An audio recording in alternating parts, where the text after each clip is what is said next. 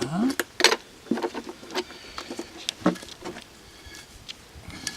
Sur la bague. Toc. Toc.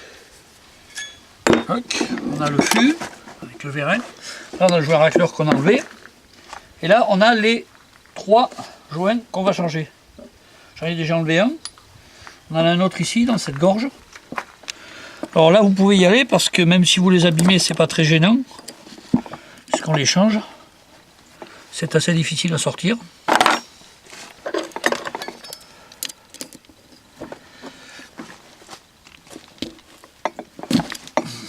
Voilà, il est sorti. On a un deuxième et on a un troisième ici, hein, qui assure l'étanchéité.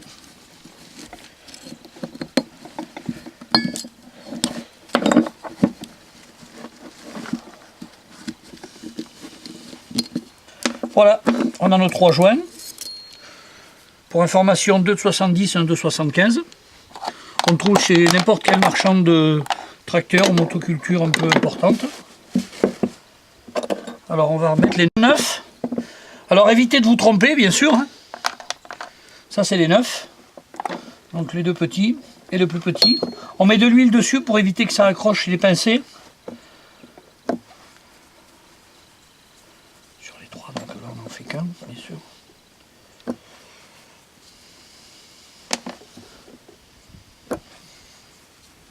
Et on remonte. Donc les 2 petits à l'intérieur, dans les 2 gorges successives, et le gros à l'extérieur. Alors, on y va.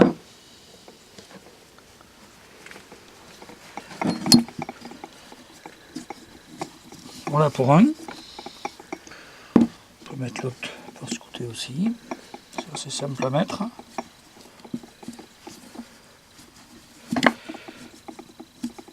Voilà, les 2 sont en place à l'intérieur. On met maintenant celui de l'extérieur. Voilà, donc on a nos 3 joints de montée.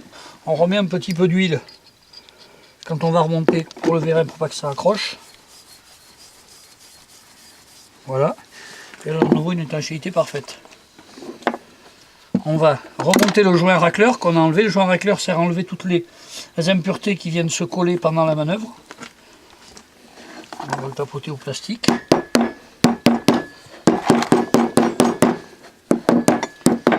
Voilà, il est en place. On remonte. Maintenant on a les joints neufs, donc on va doucement. Voilà. Ce qui nous fait l'étanchéité d'une part. Ici. Ensuite, on va remettre les butées. 2 demi-cercles avec une clavette.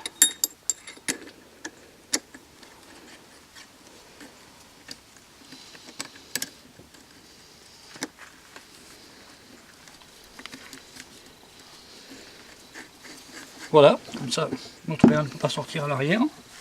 Et maintenant on le met dans son fût. Comme ceci. Et c'est un filetage. Donc on visse tout simplement.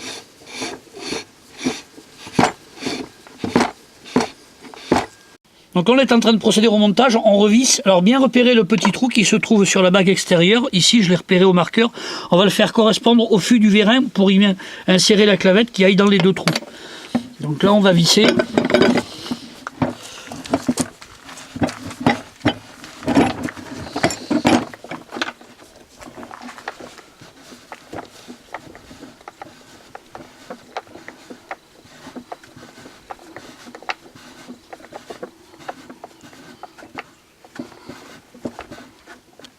Voilà.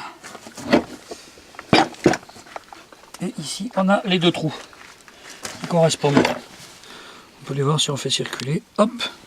Et on va venir insérer la goupille qui va venir bloquer le tout.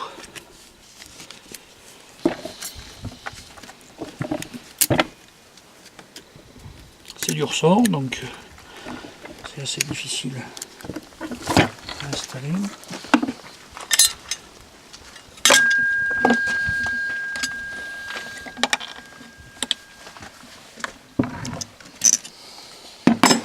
Voilà. Donc on peut le voir ici, on va arriver dans le trou.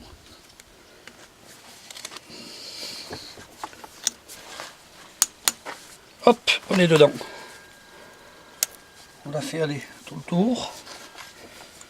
Comme ceci. Et voilà, en fait ça évite le dévissage par rapport au fût extérieur. Et voilà, le changement est terminé, on peut procéder au remontage sur le tracteur.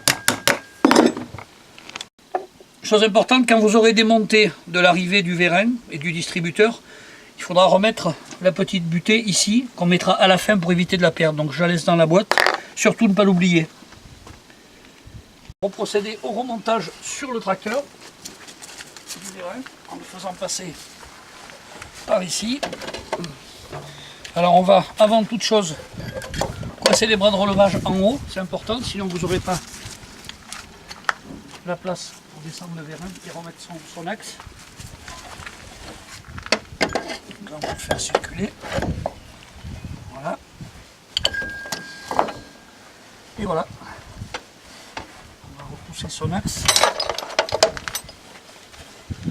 L'axe du vérin par lequel on va le bloquer, on a une lumière ici qui correspond à la vis embutée ici pour empêcher l'axe de sortir. Donc mettez bien à la verticale de façon à arriver que la vis puisse se centrer. Et voilà, c'est là où bas blesse.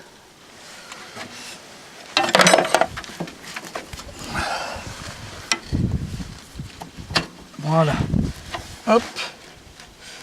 Et là, on pousse un petit peu plus de façon à arriver à pouvoir faire descendre la vis qui va venir bloquer l'axe pour éviter qu'il sorte. Voilà la vis en question qui va descendre. Voilà. Et après, il suffit juste de la bloquer. Hop.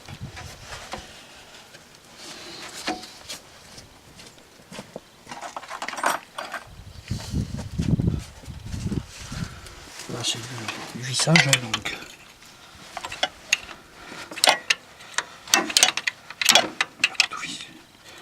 On procède au remontage de tuyau hydraulique qui va vers le distributeur. Surtout ne pas oublier le petit poussoir que je vous ai vu tout à l'heure. Donc on le met dans son logement. Hop, il est au bout. Et on vient monter le tuyau hydraulique. Voilà, connecté de chaque côté. Avec son joint en cuivre pour éviter les fuites.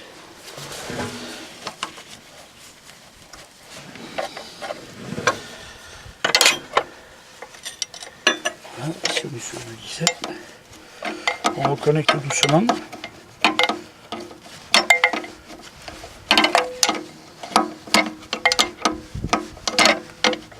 Alors moi je ne l'ai pas fait, mais ici on peut démonter la grille du sélecteur de vitesse pour être plus libre et visser plus correctement.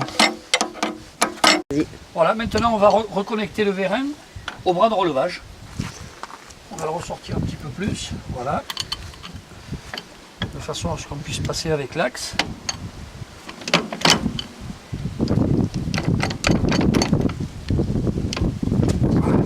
Alors il y a un sens. Vous voyez, le petit bouton doit être ici parce qu'on va venir accrocher la tige qui sert à manœuvrer le relevage.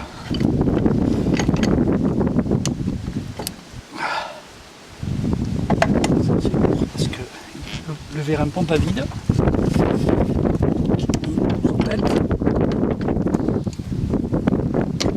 Voilà.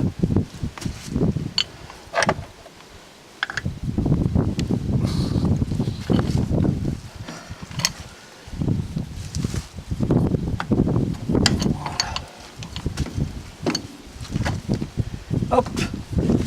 Ici on va venir mettre un petit circlips pour empêcher l'axe de sortir. Voilà, petit circlips classique, hein. Donc ça c'est pas le plus simple à mettre, on le sait.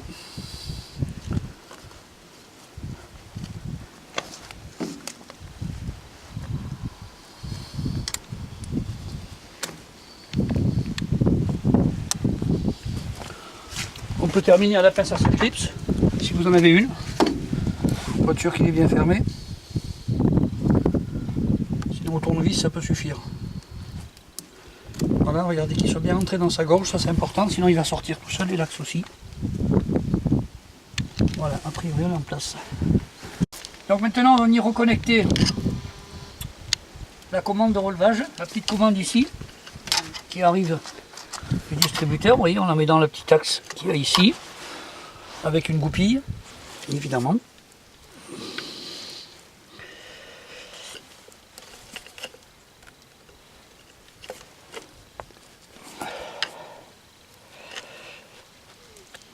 Voilà, hop, on retourne la goupille pour pas qu'elle sorte, bien sûr. Voilà.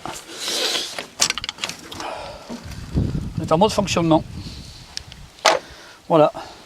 Maintenant, on aura les deux flasques du 3 points remontés qu'on avait démonté pour plus d'aisance, avec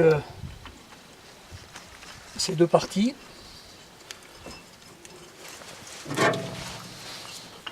Voilà. Ensuite, on aura la collection des bras de relevage sur les rotules, mais on fait ça, voilà.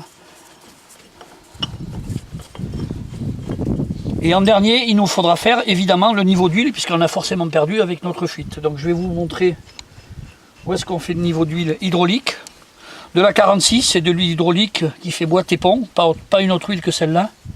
Et un niveau respecté, je vais donc vous montrer par où on regarde. Donc voilà, le niveau d'huile hydraulique. Donc tous les D22 sont munis de ce système de remplissage. Donc là, avec un entonnoir, c'est pas très facile, donc avec un tuyau et une seringue. Et donc le niveau, en fait, c'est assez rudimentaire. Il faut avoir une pige qui descend, vous devez être à 13 cm, toucher l'huile avec un bâton ou quelque chose que vous aurez préalablement marqué. C'est ce qui vous donnera le niveau. 13 cm du bouchon jusqu'à ce que vous touchiez l'huile. Ça donnera le niveau d'huile de remplissage. Je suis très fier d'avoir un D22 qui est le tracteur emblématique de 1957, comme on peut le voir sur sa plaque. Donc, très fier d'avoir un tracteur comme ça en mode fonctionnement. Merci et bonne journée.